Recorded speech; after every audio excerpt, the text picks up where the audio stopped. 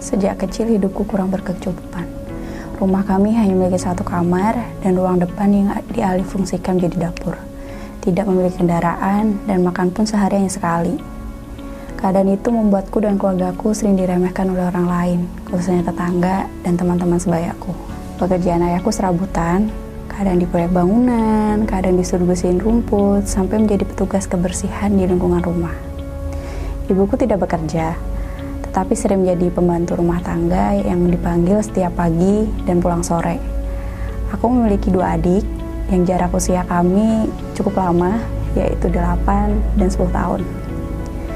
Keadaan ekonomi yang serba kekurangan berimbas kepada tetangga kami yang tidak pernah mengajak ibuku ikut arisan karena takut tidak bisa membayar uang arisan setiap harinya.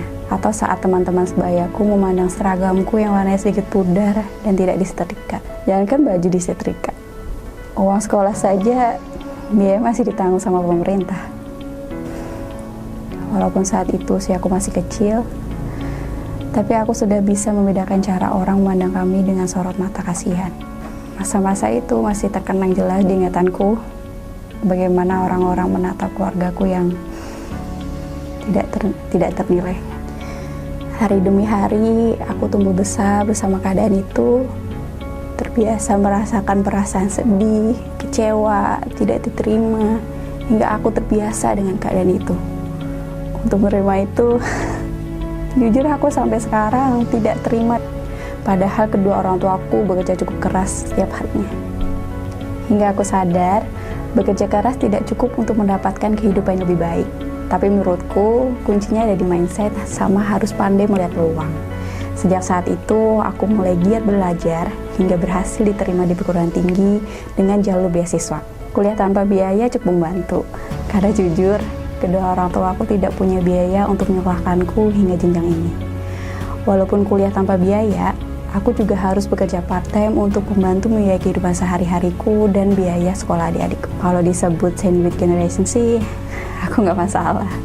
Karena itu terobati dengan senyuman kedua orang tuaku dan adik-adikku. Selesai kuliah, aku memutuskan untuk melanjutkan karirku di Departemen Produksi SIG. SIG ini seperti milestone yang membuat hidupku perlahan-lahan berubah hampir 180 derajat lebih baik lagi. Banyak kesempatan dan peluang yang datang kepadaku dan membuatku terus bertransformasi menjadi lebih baik lagi setiap harinya. Dari pelajaran hidup yang telah aku lalui, aku bisa belajar untuk menghargai orang lain bukan karena status ekonomi, jabatan, atau hal lainnya. Akan tetapi karena kesederhanaan yang saya menghargai sesama manusia.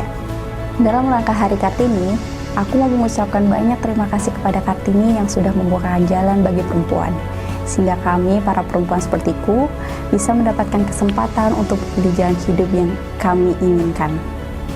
Untuk perempuan di Indonesia, yuk kita merayakan Hari Kartini dengan melanjutkan perjuangan sebagai perempuan yang hebat. Selamat Hari Kartini untuk perempuan di Indonesia.